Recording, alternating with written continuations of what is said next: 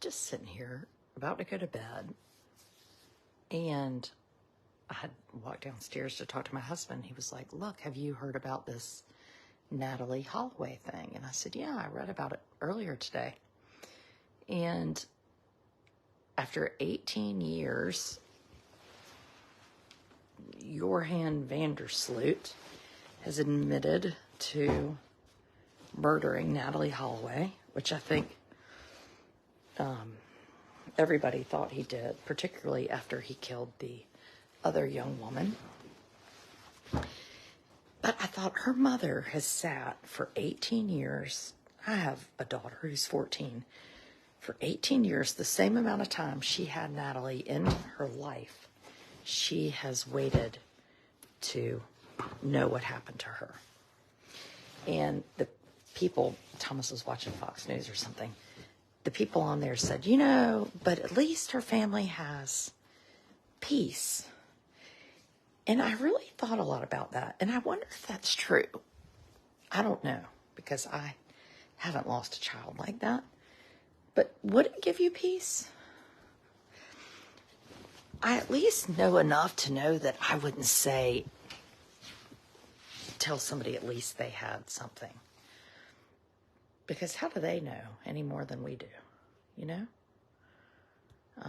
Has her family has some closure.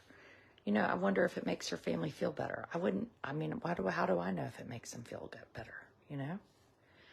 My gut is, if it were my daughter and somebody told me I was supposed to make me feel better, it would make me immediately not feel better, you know? You're up late. Well, that's true. I am up late because we've had a tough week around here. What do I hear? The dog. Amos has had a hard week. I had a big weekend. 200 plus people from all over the country and outside of the country come to Edenton. And then, I swear I hear a dog. Honor? Oh my gosh, she's down there and she's scared of the groceries. Come on, honey. Come on.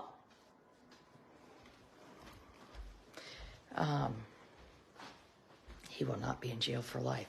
Evidently, you can't be in jail for life unless you get a life sentence, and he didn't get one in the Peruvian jail.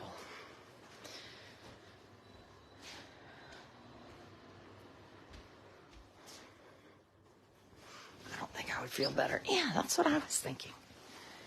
I was thinking the same thing. It made me feel worse and want to hurt him more. That's probably the truth. How do you lose? And they're from Birmingham, Alabama, and I think there's like nothing more American than being from Birmingham, Alabama. Her mother said it made her feel better just hearing what happened to her. She was interviewed tonight. So he said that he made a sexual advance on her, and that she kneed him in the crotch, and that it made him mad. So he kicked her in the face and then bludgeoned her with the cinder block, and then threw her in the ocean.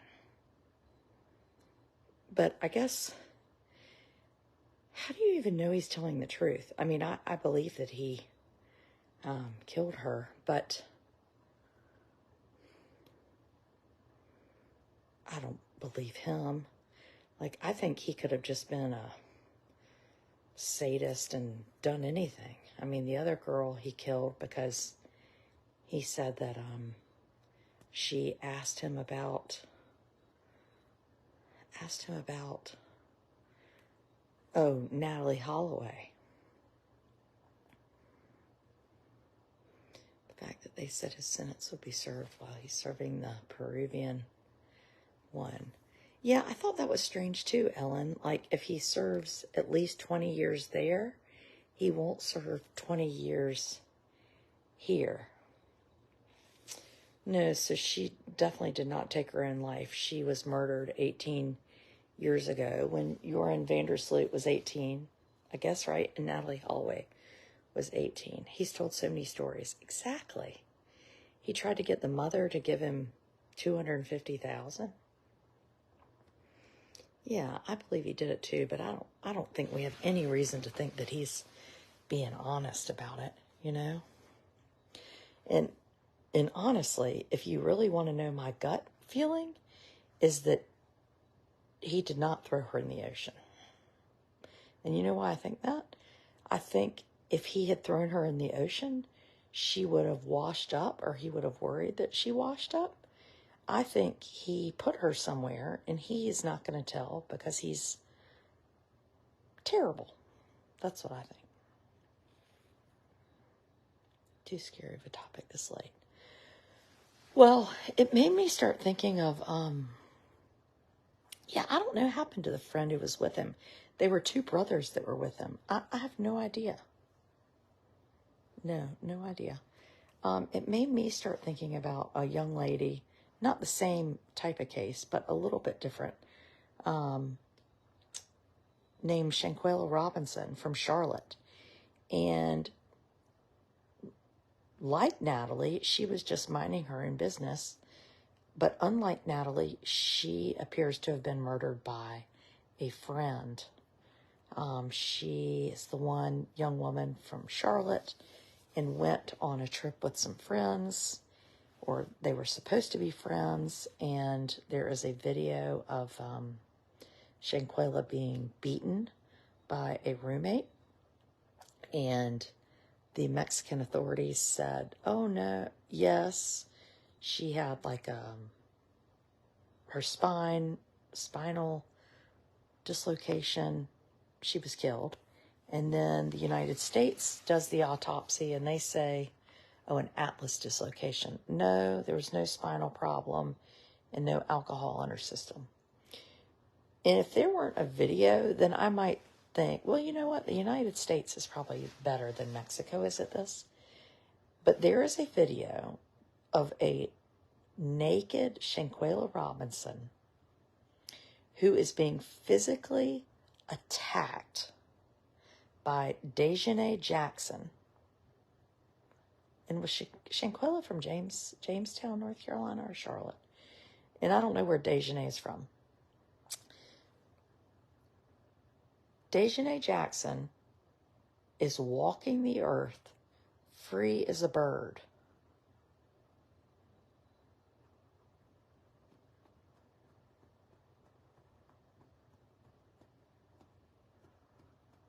And has not been charged.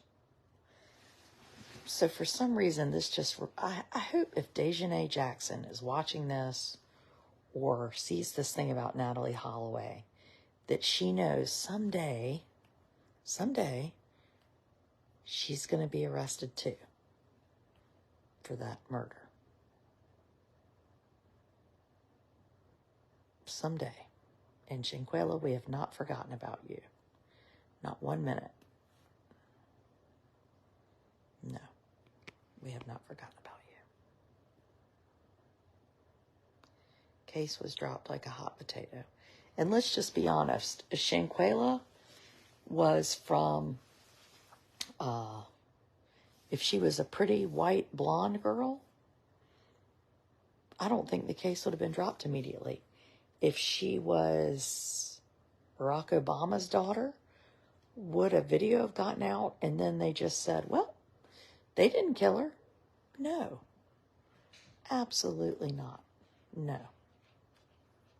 That's just not the way it works. And we know that. Was that you down there crying? John Benet Ramsey. So John Benet Ramsey, if you go back and watch kind of a recent, it was a Dateline or a 2020, there was a man, a detective, and he's died, and his granddaughters have been doing a podcast.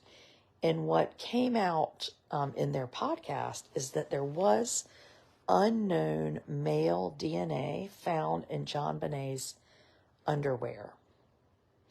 And for some reason, the Boulder police never revealed that. A little bit like the Duke lacrosse players when the DA knew that they weren't responsible for the murder of the woman that accused them of rape, or the rape of The woman that accused them of rape, there was no DNA. And the DA kept that a secret because he wanted that case because it, NIFONG, it would help him win. Then he was disbarred. So anyway, John Bonet, for some reason, the Boulder police decided it was the parents and sort of omitted the fact that there was unknown DNA in her underwear. And this man came up with a list of people, and he says, on that list, you will find the killer. So they, over time, raise a little money, go through, and are checking the DNA of each of those people. Why in, Lord, why not in your name? Why wouldn't they check the DNA and do like that DNA genealogy thing? But they haven't. Duke here, furious about that. I tell you what, if you ever watch the show 30 for 30, Thomas and I really like to watch those. The 30 for 30 Duke lacrosse case, it's like an hour and a half, 30 for 30, which is unusual because it's called 30 for 30 because it's usually like 30 minutes. It is so well done, and it will make you, well, it'll throw you for a loop. Anyway, it was really good. They can only use GED match. I don't know what that means.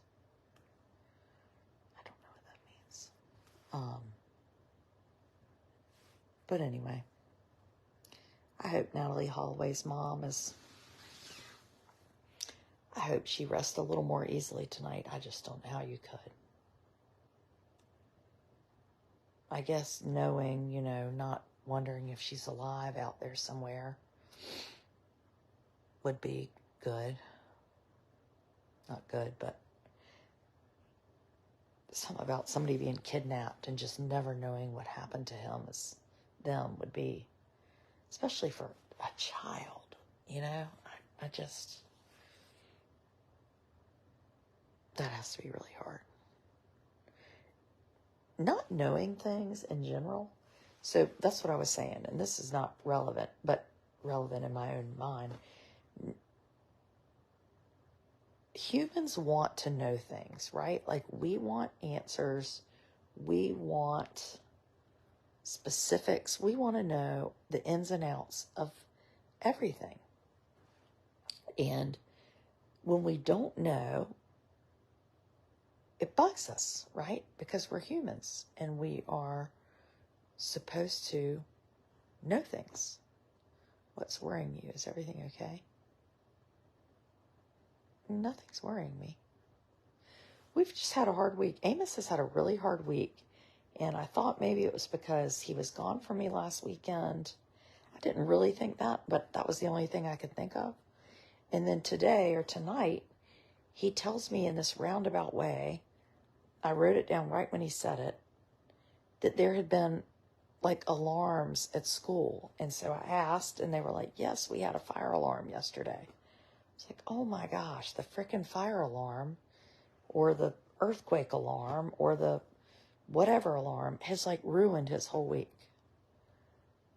which means it's ruined my whole week. So there's one thing about Amos. If Amos ain't happy, nobody happy. And it is really hard. So now we know that Amos cannot be anywhere near the school when they do the alarm drills, which they have to do by law. It's not the school's fault. But Amos cannot be involved in them. And it's funny, I was reading the comments. All these people are like, well, he just needs to be prepared. There has never been a bigger lie on the planet Earth. And I learned this with my other autism mom friends, that preparing actually helps at all. Preparing makes things even worse when you have anxiety. I cannot tell you how bad preparing is. Like if I were to say to him right now, I'm going to leave in 2 weeks. Well, I might as well just go ahead and screw up the whole 2 weeks until I leave. It just does not make a lick of difference. It makes it worse. So in traditional child development, they tell you, give them a heads up, plan for it, do all this stuff. Well, when you have a child with autism, you just take this pillow and just throw it out the window because none of it is true. It's not true. So we, tonight, went over to Lowe's to get some tile.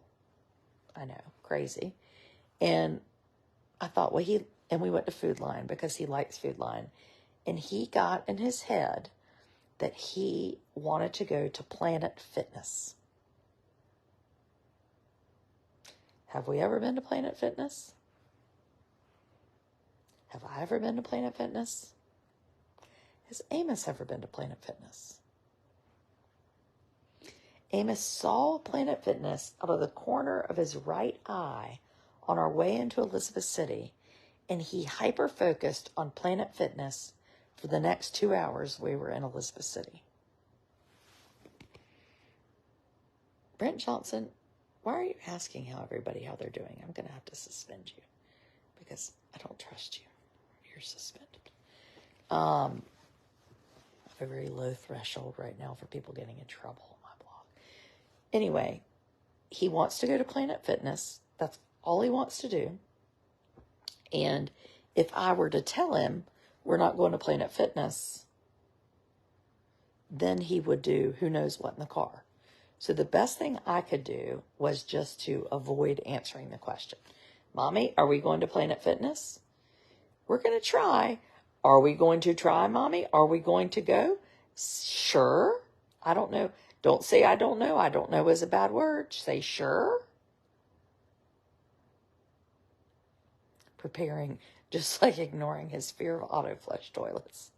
Yeah, I mean, auto flush toilets. I'd give somebody, if it weren't my son who I love dearly, I would love to challenge someone to get someone terrified of an auto flush toilet to not be scared of an auto flush toilet by talking about it. So no, it's not Planet Fitness that made it seem like special. You know what he said? He said, your heart is breaking.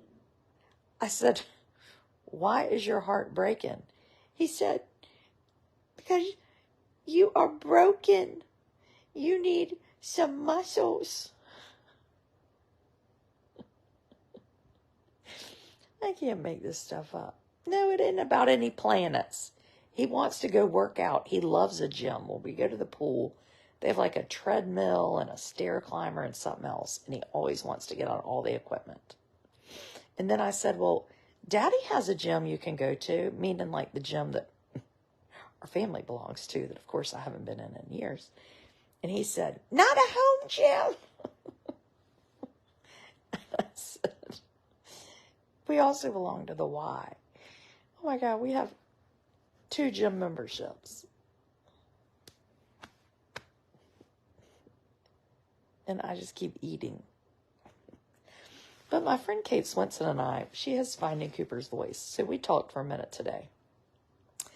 And we were talking about, struggles and weight and all this kind of stuff. And she said, how is a special needs parent? Like, how are we supposed to exercise? She said, I was up all night with somebody, and then you're dealing with kids, or you're dealing with flushing toilets, or people that want to go to Planet Fitness, and you're supposed to just run out and, go on a jog?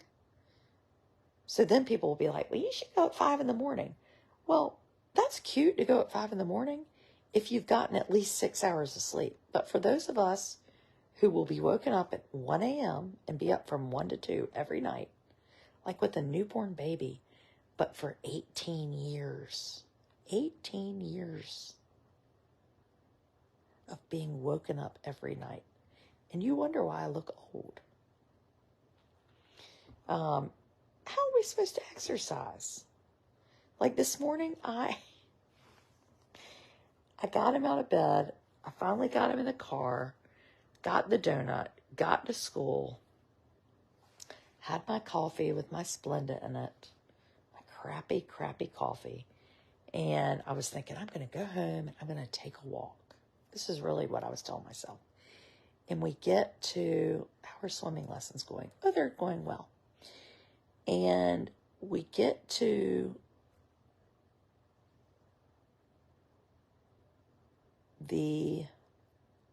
what do we get to? Oh, we get to school and he says, Mommy walk you in. Well, I should have known then. I couldn't get away. Finally, at 8, after we've been in the school for 40 minutes, I was like, forget it. I'm gone. I'm out. I said, we're going home. And you could tell the school was like, oh, they didn't expect or want me to take him home. But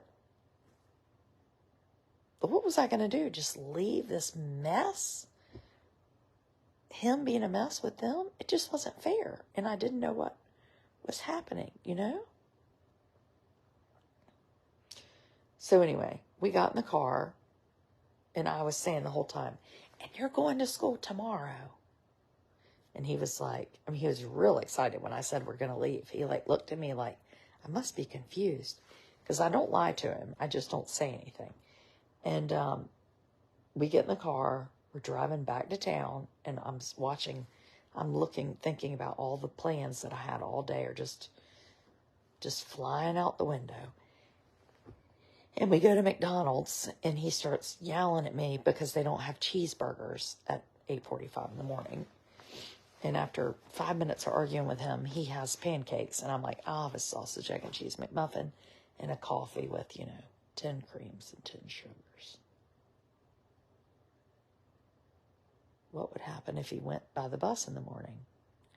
Well, Jane, I don't know. I can't imagine how you could get him on the bus. See, this is the thing. If he doesn't want to do something, he's this tall now. Like tonight, he ran against the glass doors and did his hands like this. I had a cousin who did her hand like this, and it went through the glass door. So I'm aware that he could really get hurt too, Switch to black coffee. I don't want to switch to black coffee. Coffee is my reward right now. If I could sleep, I'll drink black coffee. He was upset, so his moods. Yeah, but I didn't know why he was upset. So it wasn't until tonight that I knew anything about this alarm. He's almost 10 years old, and I have no idea half the time what's going on in his brain. He had a huge meltdown. He hits himself. He was screaming. He was falling on the floor. And I have no idea. It's so frustrating. So frustrating. Not even frustrating. It's so sad. It makes me so freaking sad. Because I just want him. I just want to meet his needs. I used to drop off 10-year-olds. And nobody cried. Or threw themselves on the floor. Or had to come home with me. Or wake me up every night and sleep with me. Or... I've done this before. I had other kids. And I'm telling you, this is a whole different ball game. It's like your whole life you've grown up with a Labrador Retriever. And then one day somebody drops in one of those naked cats on you. And you're like, whoa, whoa, whoa. This is not a dog. This is a naked cat. That's what I have. I have a naked cat. And I love my naked cat. I didn't want a naked cat. But I got one, and I wouldn't trade my naked cat for all the lassies in the world. No.